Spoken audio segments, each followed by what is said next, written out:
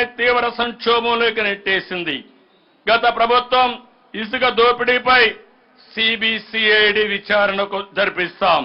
కూటమి ప్రభుత్వం ఏర్పాటు అయిన వెంటనే ఉచిత విధానంపై నిర్ణయం తీసుకున్నాం.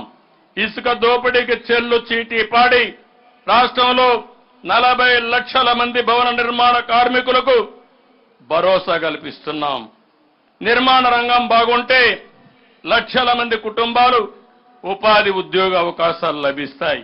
అందుకే ప్రభుత్వ ఆదాయాన్ని కూడా వదులుకుని ఉచిత ఇసుక విధానం మొదలు పెడతాం.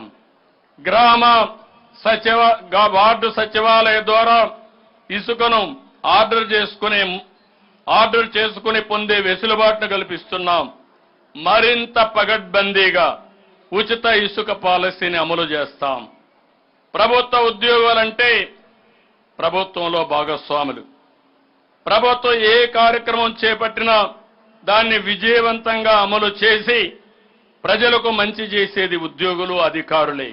అలాంటి వారికి హక్కుగా రావాల్సిన జీతాలు గత 5 ఏళ్లలో వారికి సమయానికి అందలేదు. నేడు కూటమి ప్రభుత్వం వచ్చాక 1వ తేదీనే వారి బ్యాంక్ ఖాతాల్లో జీతాలు పడుతున్నాయి. రిటైర్డ్ ఉద్యోగుల పెన్షన్లు అండదండలతో వారి ఆనందానికి ఈరోజు మనం చూడగలుగుతున్నాం. అభివృద్ధి, సంక్షేమం, సామాజిక న్యాయం, సూపర్ 6 పేరుతో 6 హామీలు తీసుకొచ్చాం. వీటిలో కొన్నింటిని ఇప్పటికే శ్రీకారం చుట్టాం. మిగిలిన వాటిని త్వరలో అమలు చేస్తాం. ప్రజల జీవన ప్రమాణాలు పెంచే విధంగా కూటమి ప్రభుత్వ నిర్ణయాలు, పథకాలు, పాలసీలు ఉంటాయని మరొక్కసారి తెలియజేస్తున్నాను.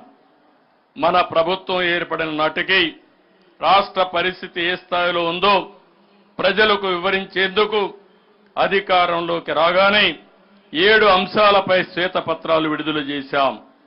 పోలవరం ప్రాజెక్ట్, అమరావతి రాజధాని, విద్యుత్, శాంతి భద్రతలు, మద్యం, పర్యావరణం, ఆర్థిక శాఖలపై శ్వేతపత్రాలు విడుదల చేసి ప్రస్తుత పరిస్థితులు, భవిష్యత్ కార్యాచరణ ప్రణాళికపై కూలంకుషంగా చర్చించాం. రానున్న రోజుల్లో కూడా క్షేత్రస్థాయిలో వీటిపై చర్చిస్తాం. ఇసుక దోపిడీ ఎలా జరిగింది, మద్యం పాలసీ ద్వారా ఎలా దోచుకున్నారో ప్రజలకు వివరిస్తాం. సహజ వనరుల దోపిడీని బహిర్గతం చేస్తాం. తప్పు చేసిన ఏ ఒక్కరిని వదిలిపెట్టాం. అందుకే నాటి అక్రమాలపై లోతైన దర్యాప్తు చేయాలని ఆదేశించాం.